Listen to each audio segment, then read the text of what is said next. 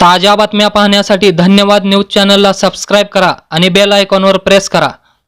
भाजपच्या प्रचारासाठी मुख्यमंत्री सांगोल्यात आले, पण शिवसेनेचे शहाजी बापू पाटील कसे जिंकले पहा। नमस्कार मित्रांनो, धन्यवाद न्यूजमध्ये आपल्या सर्वांचे स्वागत। संपूर्ण सोलापूर जिल्ह्याचे लक्ष लागून राहिलेल्या सांगोला नगर परिषद निवडणुकीत माजी आमदार शहाजी बापू पाटील यांच्या नेतृत्वाखाली एकनाथ शिंदे यांच्या शिवसेनेने मोठा विजय मिळवलेला आहे। यंदाच्या निवडणुकीत माजी आमदार शहाजी बापू पाटील हे एकाकी पडल्याचे पाहायला मिळत होते। त्यांच्या मदतीसाठी राज्याचे उपमुख्यमंत्री एकनाथ शिंदे थेट सांगोल्यात सभेसाठी आले व त्यांना ताकद देण्याचे काम केले। विशेष म्हणजे त्यांच्या विरोधात यंदा भाजपनेच थेट आघाडी उघडत थेट राज्याचे मुख्यमंत्री देवेंद्र फडणवीस यांना सभेसाठी आणून शहाजी बापू यांची कोंडी करण्याचे प्रयत्न केले होते।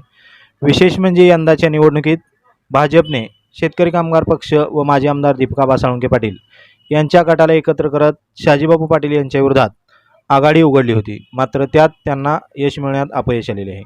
यंदाच्या निवडणुकीत शिवसेनेचे उमेदवार आनंदा माने यांनी 5140 मताने भाजपचे उमेदवार मारुती बनकर यांचा पराभव करत नगराध्यक्षपद मिळवलेले आहे। तर नगरसेवक पदाच्या निवडणुकीत शिवसेनेचे 15 तर विरोधी भाजप शेकाप व दीपिका साळुंखे पाटील यांच्या गटाला केवळ 8 जागांवर विजय मिळवलेला आहे। त्यांचा नगराध्यक्षपदाचा उमेदवार देखील पराभूत झालेला आहे।